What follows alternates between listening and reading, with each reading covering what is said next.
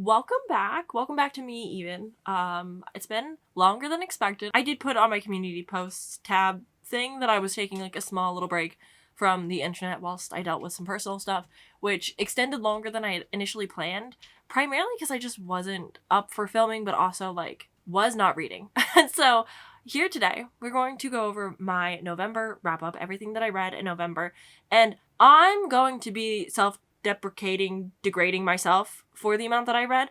Not because this is not a good amount, not because I didn't do well, mostly because I had set out a bigger goal for myself because I was trying to split my big reading across 2 months rather than trying to cram it all in December like I'm now going to have to. But also because I did not read for like a week and a half, 2 weeks. I said, don't yell at me.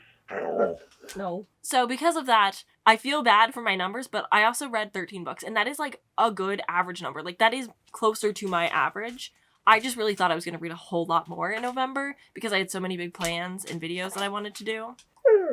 I know. Hold, please. The dog has been tamed. So anyways, I don't remember what I was saying, so let's start off with the first book that I read, or I guess listened to, was Ascension by S.T. Gibson. This is the sequel to Evocation, which is like her polyamorous occult romance, paranormal, kind of. Evocation is following David. While David is struggle with like his house being haunted, but also is like trying to get this higher position in his like occult secret society thing, where Reese is.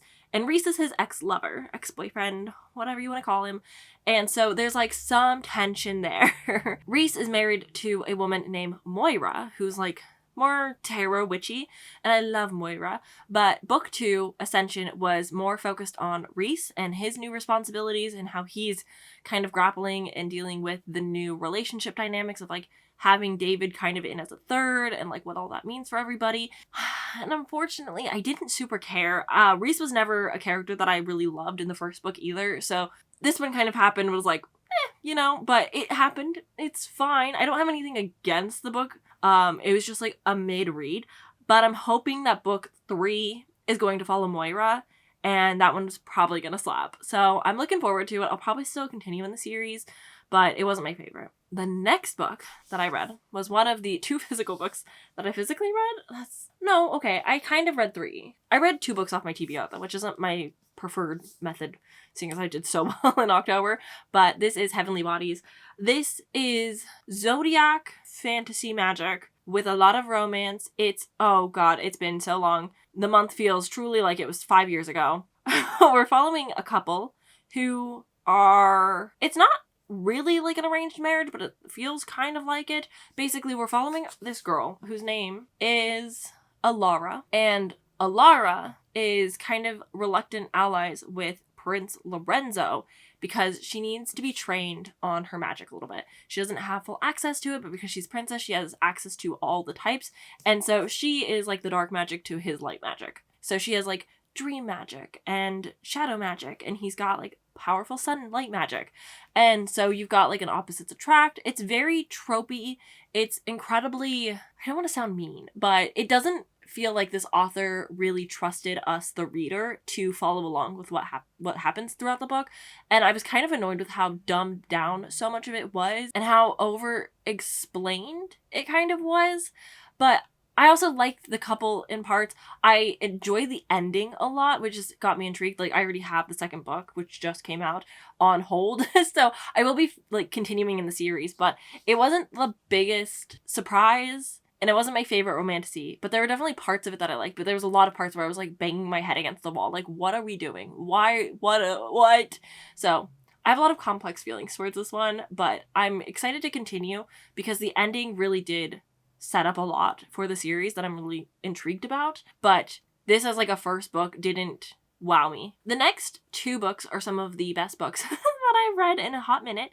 The first one being Dungeon Club, the final face-off. This is the final book in like the series. It's a graphic novel series by Lee Knox Ostertag.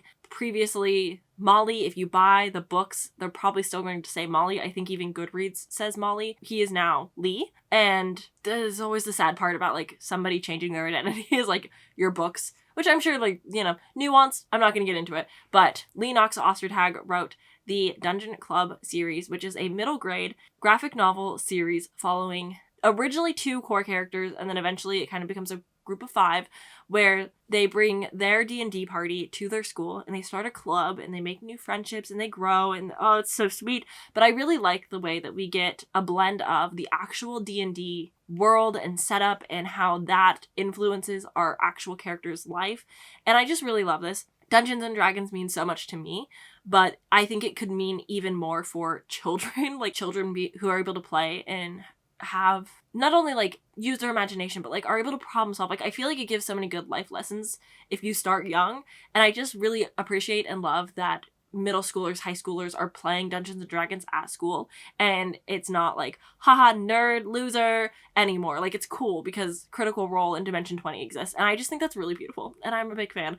I really love these graphic novels. They're just so heartwarming. And then the next book that I read was Fire Falling by Elise Kova. I know I'm slowly making my way. My big plan is to finish the Air Awakens series before the year ends. So I have 3 books: The Earth, the Water, and then the Void. Or no, it's Crystal.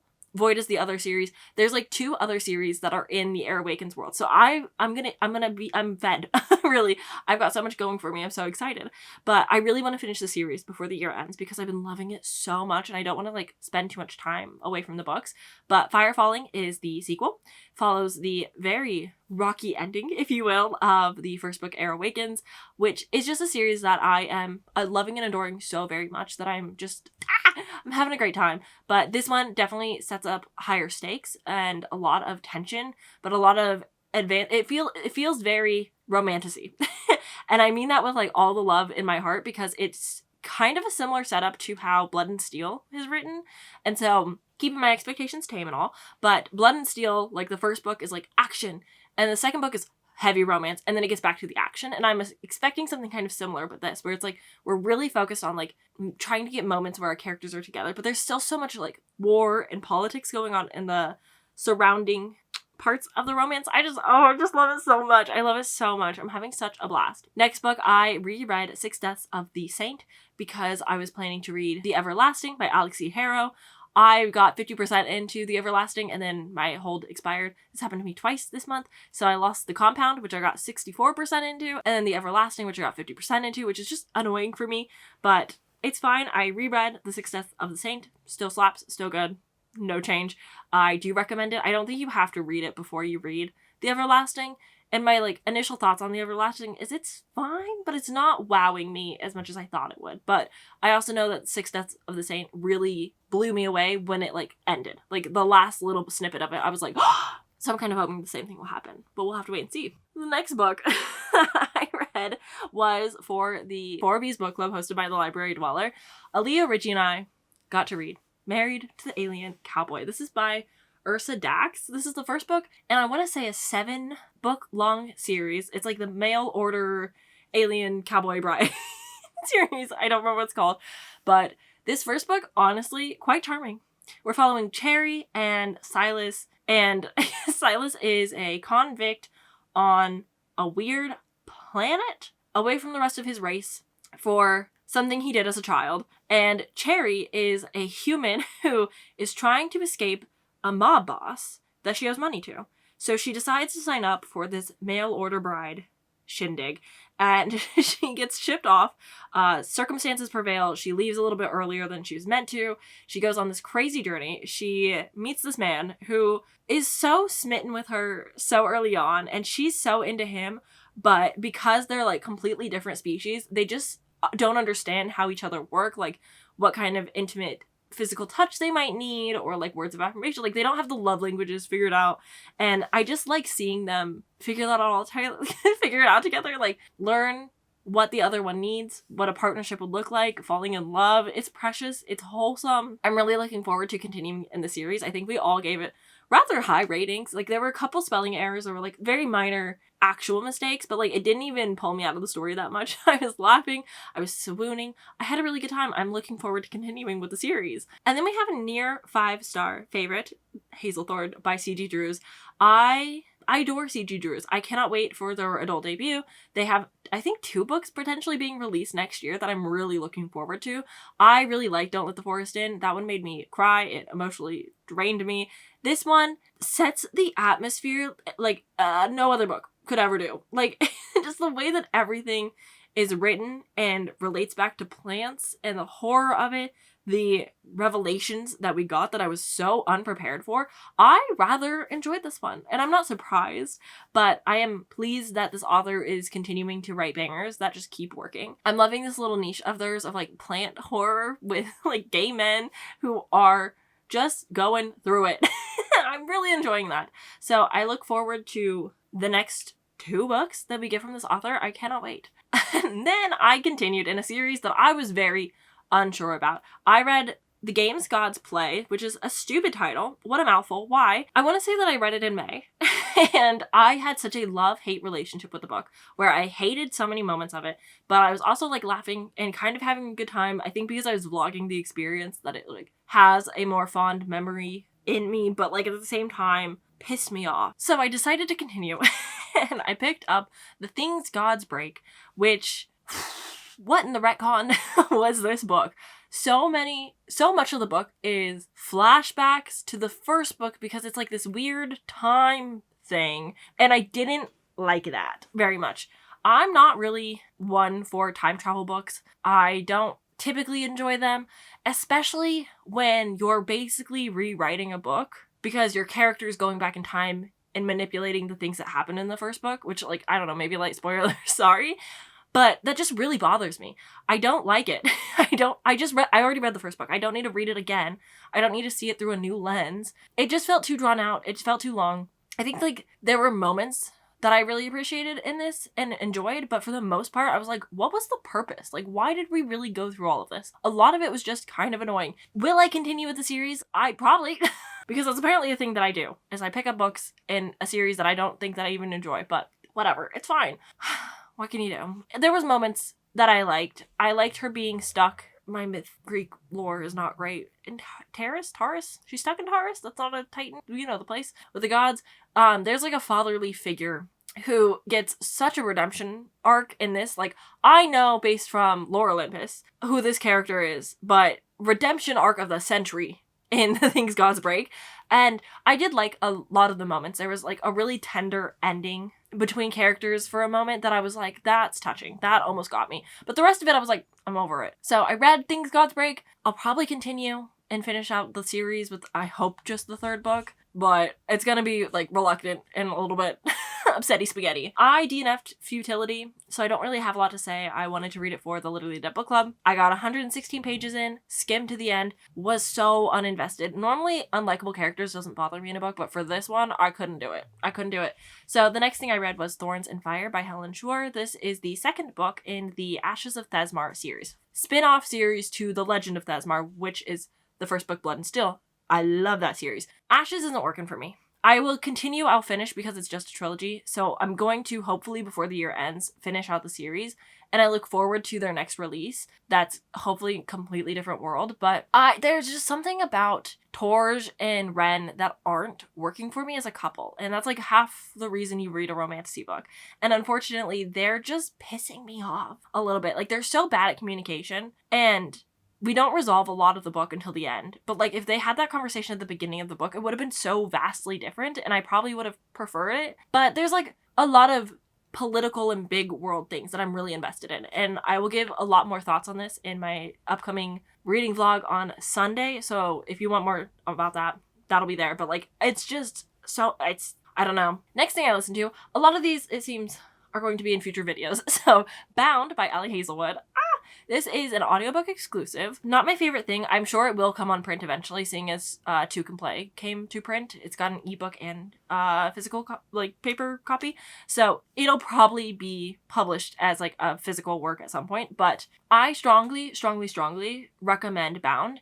If you liked touches of Bride or Mate, I think you might love Bound because Bound really elevated Ali Hazelwood's like paranormal romance, if you will, because it's so different. It's not set in a secondary world. It's set in our world. There's a lot of like real moments, but you've got a paranormal creature involved. I don't want to spoil too much. I don't want to give too much away. But we're following a character who is Veronica, so Vera, and she works at a bookstore. And she has an eye for special first editions, like old, decrepit books. And that becomes a lucrative business of forgery, where she kind of makes a few touches and changes to sell some books for some high price to get some money. And she maybe meets somebody who may or may not be a criminal boss, who knows, but he hires her to help forge an old, decrepit book that no one has ever heard of before or seen before.